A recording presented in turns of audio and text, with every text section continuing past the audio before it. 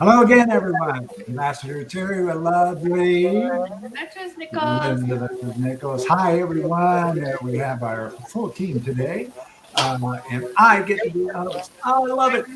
Great subject, deep subject around the world. Blue Monday, and wow, the importance of Blue Monday and what happens when you don't do self care and those kinds of things. Shall like it. Did you want to say something? No, I think that it's such a great subject. Yeah, it is. Absolutely. Shell, we were talking before we came on, and Shell had just this beautiful way of putting that out there. Shell, you want to start us off? Sure. As you know, my words will never be quite the same to what I said earlier because it just comes, whatever comes up, comes up. But the great thing about these conversations is exactly that. They're unfiltered and they're real. And that's one of the things that makes Blue Monday such a great discussion topic. And it's because it's not talked about. It's not talked about enough. And mental health gets swept under the rug a lot. So many people struggle with depression and other mental health issues. And if they don't know that there are resources to talk to other people who are going through it or have been through it, or just people that can support them, then they stay quiet on it too. And so I'm really excited to bring this to the forefront because Blue Monday is coming up. It's right around the corner. And I don't want people to struggle anymore. They're going to, but the more we can talk about it and make them know that they are loved and supported throughout whatever they're going through, then it just makes the conversation that much more poignant and relevant to right now.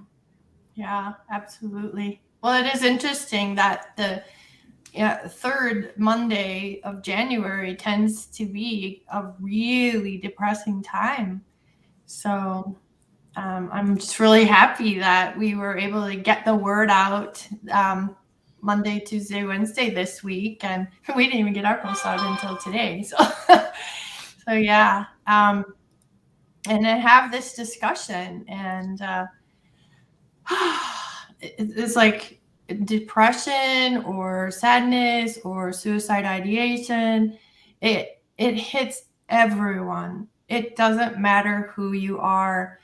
If it hasn't hit you, probably in denial. It's so common. We're human. Right. And, for most of us out there who are not multimillionaires, third week of the month is when you start getting the expenses from the holidays and those kinds of things. Right. Plus, the 1st of November through the 15th of January, 7 of the major religions have their biggest festivals. And so it's just packed with all of this hype and upness. And now all of a sudden it's done and you go, oh my God, and it's reality starts to set in. It's the middle of, for the Northern Hemisphere, it's the middle of the drudging time of winter. And, you just blew all your budget. You can't take off for the weekend because bills to pay. So a lot of things are working against it, people out there. And it's great to have this discussion. Yeah. And you're preaching to the choir because you got Shell in New York and Stina in Michigan and Jenny in Sweden and Dora in Norway. We're in Asheville, North Carolina. So we get the milder winter here. We get the 4 seasons, but there's a big snowstorm coming for the weekend supposedly. So yeah, just not even getting out in the sun enough. If the sidewalks are icy or whatever, makes such a difference. At least for me. How about you? Yeah. When I was growing up, we didn't talk bills. We didn't talk how broke we were. It wasn't until I joined the Navy and become a supervisor myself through some training that I ever knew that we were poor people. We were. Right? Just we never talked about it. And if you wanted to go do something, if there was money, the response would be, yeah, why don't you go do that? Here you go. Right. And if there was not money, then it was like, that's not something that we're going to be able to do right now. So what else do you want to do? And kill the subject, So that was brilliant. My parents were not well educated. They both quit school in their age group the day they could. And so they were not well educated, but they had a different look on their life and the way this world works. And both of their parents, both sets of my grandparents, that's the way they looked at the world. You either have or you don't. There is no, oh, woe is me, and none of that stuff. If you don't have enough money, you go get 2 more jobs. That's it. There was no discussion. You just did it. And so that prepared me for a great life of being a supervisor who can empathize with my people. And so it's always been powerful to me. But there's a lot of people out there that grew up in my age group and several other generations where their parents were constantly doing the, oh, woe is me stuff. So you emulate what your parents do. You follow them, you model it. Mhm. And that's a tragedy. And hopefully we can start changing those things. Yeah, money is what is it, like the number one thing couples even fight over, Mhm. right? So and money is such a the way the world is set up, the less money you have, the less you will have, just because when you have money, you can buy in bulk. And when you don't, then you're paying higher prices for things. Mhm. A lot of times people with not a lot of money live in a certain area. They're sort of trapped there. They might not even have cars or access to line or a train or whatever. And they're just sort of way off because who'd want to live there? So the rent's going to be low, right? So that's where they're going to gravitate to. And it's just so sad. And I just absolutely love the whole energy of the new world and what the millennials are bringing in. And even just look at platforms, like, what is it? Like Canva is one that I'm sure most of us use. And you can just go on it for free. And then at one point, if you want more, then you start paying for it. Think if it's set up that way too, so it's beautiful how things are becoming more equalized, if you will, and more accessible. Anybody else want to jump in on that one? Or anything else? Here's a Coming quick up. comment from the outside that I think is kind of valid. India Clamp says, may present as illness. Very true. Very true. Very true. Very true. Yeah. Makes you sick. Yeah, absolutely. I like to reframe it as a shared human experience. Mhm. And because of this, I know that anytime that I open up about how I am feeling, Mhm. even if the other person isn't saying it out loud, me too, they are definitely thinking it. It is actually something that unites us. It's Mhm. actually a bridge between us and something that we all have in common. Mhm. And when I think about depression, I think of disconnection. Yes. So I really want to emphasize just the opportunity that we all have to ignite that spark between us. We all have that opportunity of opening up and sharing and just letting someone know how we are feeling. Mhm. And to anyone listening, I'm saying me too. Yeah. I Yeah. love it. And the whole Me Too movement was, a whole different thing. And, that idea of Me Too connecting humanity is such a beautiful thing, not to take away from the intention of that movement either. Very Mhm. much. Mhm. Dorit, Stina? Yeah, sure. I want to talk about something that Linda mentioned about the winter, the lack of daylight and things like that. We are really well aware of here in Norway. So I've lived now for 30 years with a husband that suffers from winter depressions because he goes to work at like 6:30 in the morning and he's home late in the afternoon, around 4 or 5 in the afternoon, and he doesn't see the sun because he's inside for work. So the lack of daylight, the lack of vitamin D, and the lack of the the light and the sun rays is actually making him depressed. Almost every winter. Now the last few years we've kind of found a way to deal with it, but before he was out from January till March. Then the light started to come back more and more, and he could go out in the afternoons and still get some daylight and stuff. But that ties up with the self-care. He didn't prioritize himself. He got up and he got to work and he got home and he had dinner, and then he did whatever he wanted to do, most likely relax, after a hard day's work. So yeah, but if he had maybe customize his day differently, I mean, he could have had half an hour lunch, he could go outside or do things like that, but he prioritized work and he was inside working instead of, Yeah. So yeah. I know firsthand how that is, and he was super depressed. And like Jenny said, depression is disconnect. He disconnected from all of us, from me and the 5 kids. He was just existing. He was just a guy that I slept next to.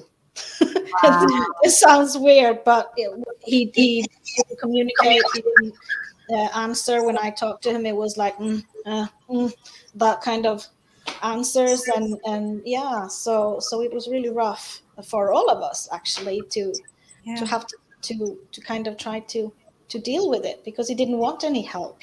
Nothing was wrong, of course, That's the other piece.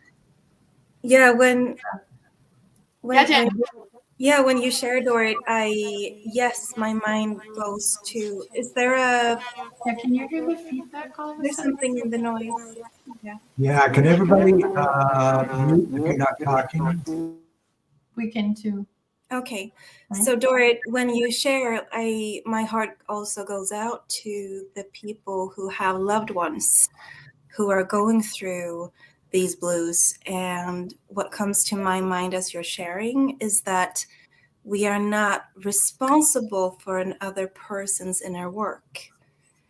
And it's important to also self-care for you and for yourself, and come back to your own needs, so that you can fill your cup, as I know that you teach on, Dorit, to fill your own cup and be present and serve the way that you love to serve. It's really coming back to yourself, because you are equally important. And that does not take away at all from your care for this other person. It is including yourself in your kindness and your care.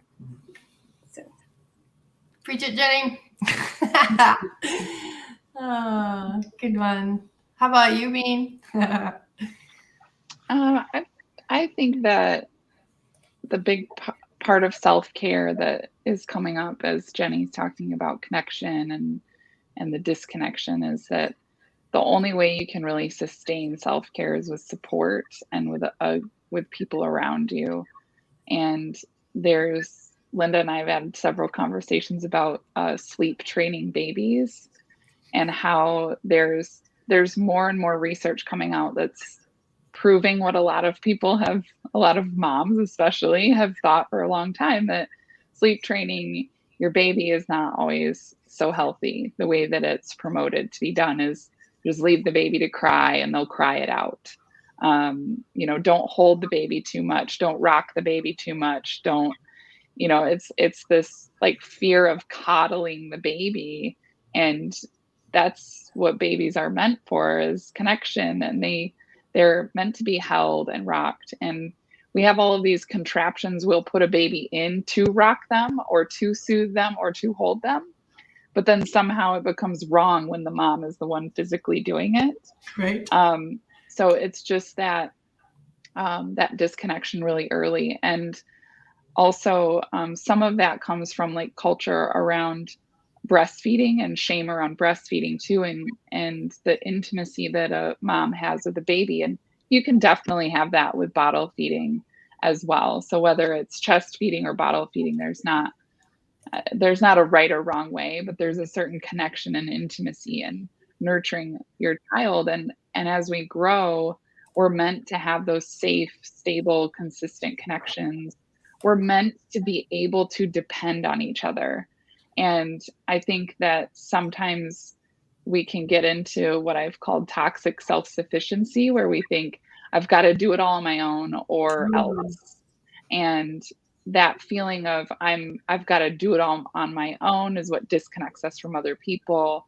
And I found it's really important when I do have a little bit of energy or I am feeling a little bit better to really invest in my friendships and like connect with people, text with them, call them, FaceTime, coffee dates, whatever I can do, because those are the people that I need checking on me when I'm not doing so well. Those are the people that I need to be able to reach out to and ask for whatever kind of help it is. And I've even given my kids like the, not necessarily permission, but I guess like planted the seed in their minds recently that, you know, if you're feeling sad or you're feeling overwhelmed, I can just sit with you if you just want someone to be there.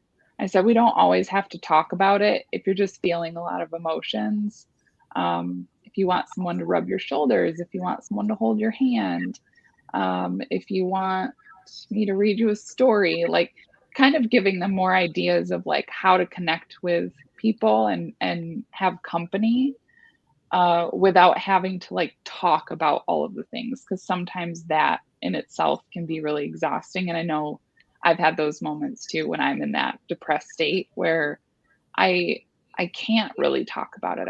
I need to be held, or I need to just be touched. I just need to know someone's there, even if it's a silent phone call, just knowing that there's someone there with me.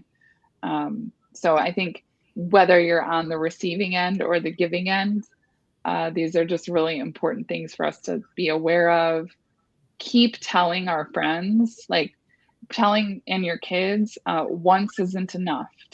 You have to tell people this over and over because they're not accustomed to receiving support or asking for support or even knowing what to ask for. So like sometimes just offering up some simple options, you know, I'm here if you just need somebody to be on the phone with. We don't even have to talk.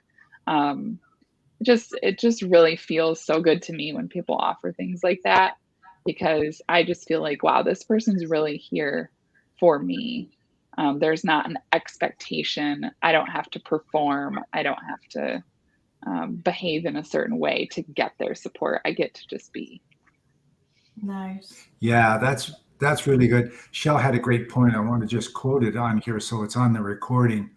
Tap into your inner light when you don't have the light of the outside world, right? Lovely, Nice. lovely. Good one, good one. Yeah, man. And the reinforcement of repetitive reinforcement is so important because, you know, we have to hear it so many times before we get a clue on whether or not we can believe it, let alone start to believe it. Mhm. So great point. Yeah, good stuff. I Stina, knew this was going to be good. Stina has done some really interesting work with her kids in even like boundaries, and that they don't have to give a hug or receive a hug if they don't want to. And, you know, I remember going, oh, come here, Chloe, give me a hug. And she's like, I was like, oh, you don't want to hug me, you know? And they were there to support her decision. And it was like, oh, okay, you know, when things are just kind of automatic and assumed, this is what we do in our culture or whatever, you know, as parents, being there to really support our kids and to help other adults to understand, you know, that you're shifting society norms, so to speak. Yeah, I just love how that is a part of self-care for yourself as well as for your kids. Does that make sense? Yeah. I think we can't reinforce out there, ladies and gentlemen who are watching this, everything starts with self. That doesn't mean you're selfish. It means that once you have peace within yourself and you can be present with yourself, then you can be present with the world, and it'll be genuine. So yeah, Shell, you were going to say something. Yeah, just to piggyback on what Stina and Linda were saying, there is sometimes a perpetuated shame or embarrassment behind asking for what you need. And then on the adult end of it, not making the child or the other adult feel bad for wanting or needing those things. So being able to ask for it, even if you're not ready to talk about it or not wanting to talk about it or not wanting to give a hug or do the thing that somebody else is telling you it's okay to do, it's okay to communicate that too. And so reinforcing and reminding our friends and our family and our loved ones, even strangers sometimes, that it's okay to say, like, I'm here for you. If and when you want to talk, if and when you don't want to talk, just know that I'm here. I'm a body, and I can hold space for you and be with you in those times, whatever that looks like or whatever you need. And I've had so many lovely conversations and important conversations with friends lately where I do like reach out just to say, hey, like, I'm here. I'm here. You are not alone, because they forget. We forget that there's somebody else that can be on the other end to help take that pain away, that struggle, and lessen our load. Right. And we do, going back to what many of you have said, we often feel like we have to do it on our own. And that's just not the case. It's not. We don't need to bear the weight of our struggles in our world on our own, and we don't need to bear the weight of others on our own either. Well said. Right on. I love Right it. on. You know, what comes up for me is the idea of neural energy, and depression is lack thereof, like lacking neural energy. So what seems, when we're doing well, so simple for someone to do, and they're not doing it, is like, well, why didn't it takes so much neural energy to do it? And a great example of that is like kids with attention deficit, they can go into a hyper focus. If you interrupt the hyper focus, it takes gobs of neural energy to get their brain back up, because it's like getting that brain up to this part is like super hard. And yeah, so remembering, especially when someone's dealing with a lack of neural energy, to not be the one doing the talking, because that's exhausting. And it takes a lot of neural energy to process what's being said. And I'm sure we all know the Charlie Brown teacher, you know, like, you know, someone's talking, you just are not integrating what they're saying to you. And I would say we all have like depression brain first thing in the morning, and some of us need our coffee, not me, but this one, for the brain to like come on, right, to get awake, because our neural energy is like way down here when we first wake up. So that's what comes for me. And I'm pretty sure you guys know Terry found himself on the roof of a building about to jump about 2 years before we met. Yeah. And so like he gets it. And if anybody wants to reach out and talk to him, please do. Those of you out there listening, that's for everybody. You know, we each have our black days, and it's good to be able to talk to somebody who understands. Mm-hmm. So, yeah, plus great subject today. Wow. And being a veteran, that's a brotherhood, and it's, you know, that sisterhood brotherhood thing, and there's a lot of trust there. So he has had wonderful conversations with people who can trust deeply, because, you know, they're a vet and he's a vet, or they're in the service and know that he's been there too. Absolutely. Wow. Great conversation. I knew this was going to be just fabulous. And we had the whole team here, and I got to watch it live. I love it. So any final thoughts, anyone? Yeah, all good. Freeze frame? Are we in freeze frame? There are always so many thoughts Yeah. But like, that's another conversation. I love it. Thank you, Well, Jenny. this one has room for a lot of follow-up. Yeah, that's for sure. Mhm. I love it. Thanks, Jenny. Shell, Dorit, Stina, anything? Okay. Well, Stina's just unmuted. Oh, I'm good. Oh. I was just, Give a thumbs up. Oh, okay. Awesome. All right. Thank you again, everyone, for watching us every week and these high vibe conversations. And stay tuned. We've got another one coming up next Thursday. Yay. Thanks, everyone. Bye-bye.